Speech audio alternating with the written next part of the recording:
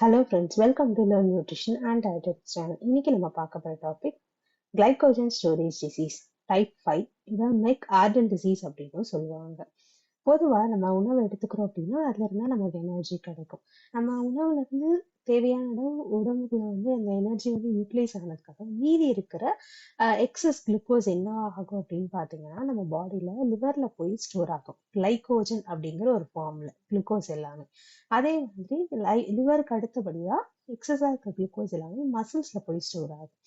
இப்போ நம்ம உடம்புல தேவையான அளவு எனர்ஜி இல்ல, எனர்ஜி இன்னும் தேவை, ஆனா நம்ம சாப்பாடும் சாப்பிடல அப்படின்னா எங்க இருந்து எனர்ஜி கிடைக்கும்னு பாத்தீங்கன்னா இந்த லிவர் அண்ட் மசில்ஸ்ல கிளைகோஜன் அப்படிங்கிற ஃபார்ம் என்ன ஆகும்னா நமக்கு கிளைகோஜினோலைசிஸ், பிரேக் டவுன் ஆஃப் கிளைகோஜன், திரும்ப கிளைகோஜன் பிரேக் டவுன் ஆகி நமக்கு புது குளுக்கோஸை கொடுக்கும்.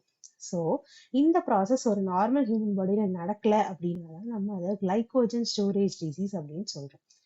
இப்ப நம்ம மசில் சர்க்கிள் கிளைகோஜன் பாத்தீங்கன்னா நமக்கு குளுக்கோஸை கொடுக்கணும்.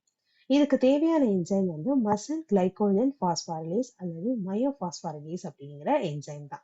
இந்த என்சைம் சரியா வேலை செய்யல அப்படின்னா அப்ப ஆட்டோமேட்டிக்கா என்ன ஆகாதுன்னா நமக்கு கிளைகோஜன், மசில்ஸ் இருக்க கிளைகோஜன் குளுக்கோஸா மாறாது. அததான் நம்ம டைப் 5 ஜிஎஸ்டின்னு சொல்றோம். ஸோ மசில்ஸ்ல இருக்க கிளைகோஜனை என்ன பண்ண முடியாது, குளுக்கோஸா கன்வெர்ட் பண்ண முடியாது. இதுக்கான முக்கியமான காரணம் யாருன்னு பார்த்தோம்னா PYGMG 11Q13. ஸோ இது என்ன பண்ணுன்னா இந்த மயோபாஸ்பாரிலேஸ் அப்படிங்கிற அந்த என்சைம் இன்ஆக்டிவ், வேலை செய்ய விடாம பண்ணிடும். இது ஹெரிடிட்டினால வரக்கூடிய problem. So IEM, inborn error மெட்டபாலிசம்னு சொல்லுவோம். 1,00,000 குழந்தைங்க பிறக்கிறாங்கன்னா அதுல ஒரு குழந்தைக்கு இந்த டைப் 5 GST வரலாம் அப்படின்னு ரிப்போர்ட்ஸ் சொல்லியிருக்காங்க. இது எப்ப வெளிப்படும்னா சில பேருக்கு குழந்தை பிறந்து போதும், இல்ல பிறந்த 6 மாசத்துக்கு உட்பட்டும் நமக்கு தெரியும், இல்ல குழந்தை தவழ்ற ஸ்டேஜ்ல தெரியும், குழந்தை நடக்கிற ஸ்டேஜ் ஒரு 2 வயசுல தெரியலாம், இல்ல 40 வயசு ஆனவங்க கூட 40 வயசு ஆனதுக்கு அப்புறம் தான் இது வெளிப்படும், இவங்களுக்கு இந்த பிரச்சனை இருக்கு அப்படிங்கறதே தெரியும். ஸோ இதுதான் இந்த ஹோல் ப்ராசஸ். ஒரு கிளைகோஜன்ல இருந்து நமக்கு குளுக்கோஸை கன்வெர்ட் ஆகுது அப்படின்னா இதுதான் அந்த சைக்கிள். இதுல பாத்தீங்கன்னா ஸ்டார்டிங்லேயே நமக்கு அந்த மசில் பாஸ்பரிலேஸ் இருக்கு.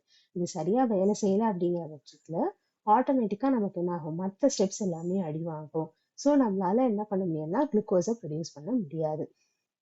சிம்டம்ஸ், இது எப்படி நம்ம அறிகுறிகள் மூலம் தெரிஞ்சுக்கலாம்னா பிசிக்கல் ஆக்டிவிட்டி இன்டாலரன்ஸ். ஸோ சரியா அவங்களால பாத்தீங்கன்னா பிசிக்கல் ஆக்டிவிட்டி பண்ண முடியாது. கொஞ்சம் வேலை செஞ்சாலே ரொம்ப பாத்தீங்கன்னா டயர்ட் ஆயிடுவாங்க. அடிக்கடி அவங்களுக்கு கால் கையில ரொம்ப இழுத்து பிடிக்கும். மசில் ரொம்ப வீக்கா ஃபீல் பண்ணுவாங்க, டயர்ட் ஆகிட்டே இருப்பாங்க அடிக்கடி. அண்ட் மயோகுளோபின் பாத்தீங்கன்னா யூரின்ல அதிகப்படியா நமக்கு எக்ஸ்கிரீட் ஆகிறதுனால நமக்கு ரொம்ப டார்க் கலர் யூரினா இருக்கும். ஸோ ரொம்ப ரேர் இன்ஸ்டன்சஸ்ல பாத்தீங்கன்னா கிட்னி ஃபெயிலியர் ஆக சான்சஸ் இருக்கு. And muscle break down. So சடனா பாத்தீங்கன்னா அவங்களுக்கு ரொம்ப மசில்ஸ் அப்படியே ஒரு மாதிரி கை காலெல்லாம் விட்டு போன மாதிரின்னு கூட நிறைய பேர் சொல்லுவாங்க. ஸோ அந்த மாதிரி ஒரு ஃபீல் அவங்களுக்கு இருக்கும். ஸோ ரொம்ப யூனிக் ஃபீச்சர்னு பாத்தீங்கன்னா செகண்ட் விண்ட் ஃபினாமினன். அதாவது நிறைய இந்த கண்டிஷன்ஸ் இருக்கவங்க என்ன ஆகும் அப்படின்னு பாத்தீங்கன்னா நார்மலா ஒர்க் பண்ணிட்டே இருப்பாங்க, திடீர்னு அப்படியே அவங்களுக்கு மூச்சு விட முடியாம ரொம்ப சிரமப்பட்டு அப்படியே ஒரு மாதிரி ஒரு மாதிரி ஆயிடுவாங்க. ஸோ அப்ப என்ன ஆகும்னா ஒரு 10 மினிட்ஸ்க்கு ஒரு ஜென்டில் ஏரோபிக் ஆக்டிவிட்டியோ ஒரு மூச்சு பயிற்சியோ பண்ணாங்கன்னா ஆட்டோமேட்டிக்கா அவங்க நார்மல் ஆயிடுவாங்க. அடுத்ததா இல்ல 4% பேஷண்ட்ஸ்க்கு சீஜர்ஸ், ஃபிட்ஸ் வர்றதுக்கான வாய்ப்புகள் இருக்கு. ஃபைண்டிங்ஸ், இதை எப்படி நம்ம எக்ஸாமைன் பண்ணலான்னு பாத்தீங்கன்னா ப்ராக்சிமல் மசில் வீக்னஸ். ஸோ ரொம்ப ஈஸியா நம்ம பார்க்கலாம். எக்ஸசைஸ் பண்ண உடனே இந்த இடம் வலிக்குது அந்த இடம் வலிக்குதுன்னு சொல்லுவாங்க. அண்ட் ப்ராக்சிமல் மசில் குரூப்ஸ் அப்படின்னு பாத்தீங்கன்னா ஸோ நம்மளோட கைக்கு பின்பகுதியில இருக்கிற மசில்ஸ், தொடைக்கு பின்பகுதியில இருக்கிற மசில்ஸ், ஸோ அந்த இடத்துல ரொம்ப பெயின் அவங்களுக்கு தெரியும். நிறைய மசில் வேஸ்டிங் இருக்கும். ஸோ ரொம்ப ஸ்டவுட்டா இருக்க மாட்டாங்க, ரொம்ப லீனா தான் இருப்பாங்க இந்த patients. So fatal infantile variant, அதோட எக்ஸாமினேஷன் ஃபைண்டிங்ஸ் பாத்தீங்கன்னா ஹைப்போட்டோனிக், டிமினிஷ்டு டீப் டெண்டான் ரிஃப்ளெக்சஸ் இருக்கும். ஸோ மற்ற ஃபைண்டிங்ஸ் என்னன்னு பாத்தீங்கன்னா ப்ரையாரா ஜெனடிக் டெஸ்ட் எடுப்பாங்க. ஸோ இந்த நம்ம ஏற்கனவே சொன்னோம் இல்லையா, அந்த ஒரு பர்டிகுலர் ஜீன் ஏதாவது டிஃபெக்டிவா இருக்கா அப்படிங்கறத செக் பண்ணுவாங்க. ஸோ சீரம் கிரியாட்டின் கைனேஸ் அப்படிங்கிற அந்த என்சைம் பாத்தீங்கன்னா அதோட லெவல் ரொம்ப நாளைக்கு பாத்தீங்கன்னா அவங்களுக்கு அது எலிவேட் ஆகிட்டே இருக்கும். எக்ஸசைஸ் டெஸ்ட் பார்ப்பாங்க, மசில் பயாப்சி எடுத்து பார்ப்பாங்க, சீரம் யூரிக் ஆசிட் லெவல்ஸ் பார்ப்பாங்க. Urine analysis for detective pigmenturia, electromyography. So இந்த டெஸ்ட் எல்லாம் பார்த்துட்டு ட்ரீட்மெண்ட் அப்படின்னு பார்த்தீங்கன்னா, இந்த ஜிஎஸ்டி டைப் 5 கன்ஃபார்ம் பண்ணிட்டாங்க அப்படின்னா வந்து அதை கியூர் பண்ண முடியாதுங்கிறத எக்ஸ்பிளைன் பண்ணிடுவாங்க பேஷண்ட்ஸ். அப்ப என்ன பண்ணணும்னா, மேனேஜ் பண்றது எப்படி அப்படிங்கறத சொல்லி தருவாங்க. ஸோ எப்படி மேனேஜ் பண்ணலாம்னா, டயட்ரி மாடிஃபிகேஷன். ஸோ ஒரு டயட்டிஷியனுக்கு ரெக்கமெண்ட் பண்ணுவாங்க, டயட்ரி மாடிஃபிகேஷன்ஸ் கொடுப்பாங்க. ஸோ இங்க இருக்கிற முதன்மையான பிரச்சனை என்ன ஜிஎஸ்டி டைப் 5ன்னு பார்த்தீங்கன்னா, கிளைகோஜன் ஸ்டோரேஜ் டிசீஸ். அதோட பேர் ஜிஎஸ்டினா. அப்போ அந்த கிளைகோஜனை ஸ்டோர் பண்ண முடியாது. ஸ்டோர் பண்ணா நம்மளால என்ன பண்ண முடியாது, திரும்பவும் குளுக்கோஸா கன்வெர்ட் பண்ண முடியாது.